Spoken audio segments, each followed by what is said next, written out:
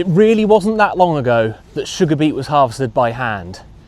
Fields were loosened with a plough, beets were harvested by hand, soil was knocked off by banging them together, the ends were topped with a specialist beet knife. Now, it was physical, back-breaking work, and it meant that the beet was handled multiple times before it ever left the field. Today, one high horsepower machine manages all of that in a single pass.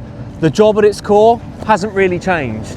You still have to lift the beet, clean it, top it, and get it efficiently out of the field. But how does a harvester do it? Today, we're going to show you step by step.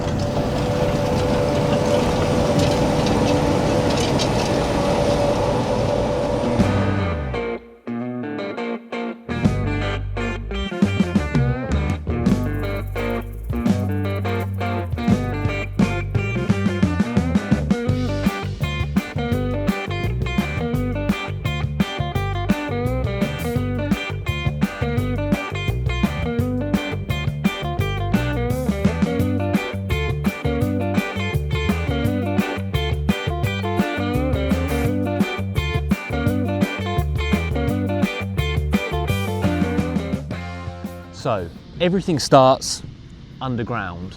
A mature sugar beet weighs around 1 to 2 kilos, and most of that root sits well below the soil. The shears on the front of the machine guide the beet up and out of the soil, and that up part is important. Vertical lift is what they're trying to achieve there. If you drag the beet, you risk snapping it, and snapping the beet at this stage, there's no way to fix it later. And when soil is wetter or heavier, that risk of breakage is even higher. So the aim here isn't brute force, it's having a mechanism or system that's able to lift the beet consistently and at speed, no matter what condition each row brings.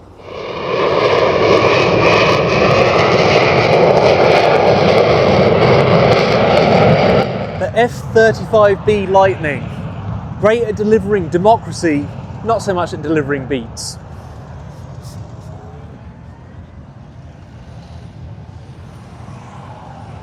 So the beets need to be topped. Now these machines have a little flail mower that kind of goes out in front of the beets and does multiple rows at a time. Back in the olden days, this would be done after you'd lifted the beet with that specialist beet knife. Balance here is critical. Too much off the top of the beet and you're eating into your yields. If you don't take enough off, then you're going to pay for that later at delivery.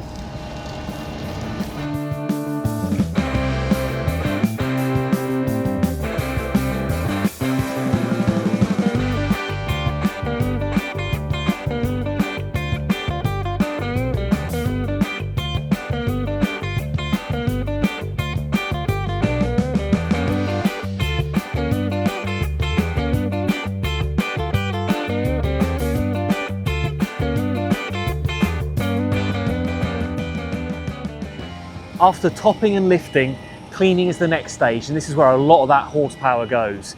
Through a combination of rollers in this case and turbines, although sometimes it's one or the other, the beets are rolled around and the soil is knocked off. There's a balance here. Not enough soil on the beets, they don't pass through the machine quite as well, and it gives them a bit of padding. However, every kilo of soil that's left on the beet is another kilo that you have to pay for transport. So there's a real balancing act that relies on operator knowledge on how much soil to leave on those beets. So as we were saying, the beets, they pass through the machine underneath over these turbines that knock the soil off until you come round to here where you can still see a few sat on from the last pass. Now, another thing they have to be wary of is if you start trying to knock too much soil off, you start taking beet off, and that's not a good thing. Something we should say is a thank you to Jay Riley for putting on this demonstration day. It's great to see all these Vervaet machines running and doing what they were designed to do. And obviously, it's pretty popular with farmers as well.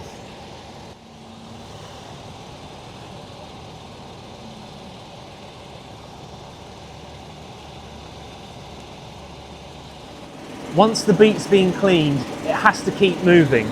Series of conveyor belts that run throughout the machine move the beet into the loading area. Now, smoothness is critical. Too fast and you're going to start damaging the beet. You don't want it bouncing around. But there's lots of things that have to be managed all at the same time. This machine has multiple processes going on, from the lifting, topping, cleaning, and any parts of those, if they're not kept flowing, can hold up the machine. And time in the field is so valuable.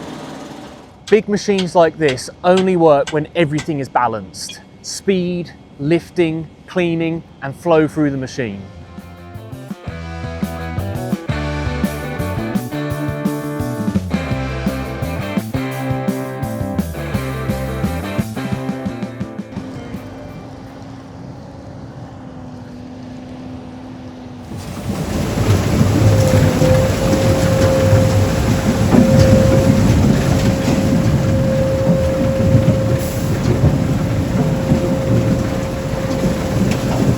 On the side of the machine here is where the beet gets unloaded. You can see this conveyor belt dropping it into this trailer. Sometimes it goes into a trailer, sometimes into a heap. But here is where everything upstream that's happened so far, you get to find out how well you did it, how well you pulled it out of the ground, how it was topped, how it's being cleaned. Let's make sure we don't get in the way. But it looks like this operator's done a fantastic job. So this trailer's just been loaded up. Actually looks like it's fairly full. So that's on its way to Bury St Edmunds Sugar Processing by British Sugar. The reason that the harvester was moving backwards and forwards whilst he was loading up is just to make sure they get a nice even load in the trailer. One, to make sure they fill it up as much as possible, but two, it really affects road handling characteristics if you don't have an even load, and that wouldn't be safe. Despite the high levels of automation that these machines have, they still absolutely rely on operator judgement.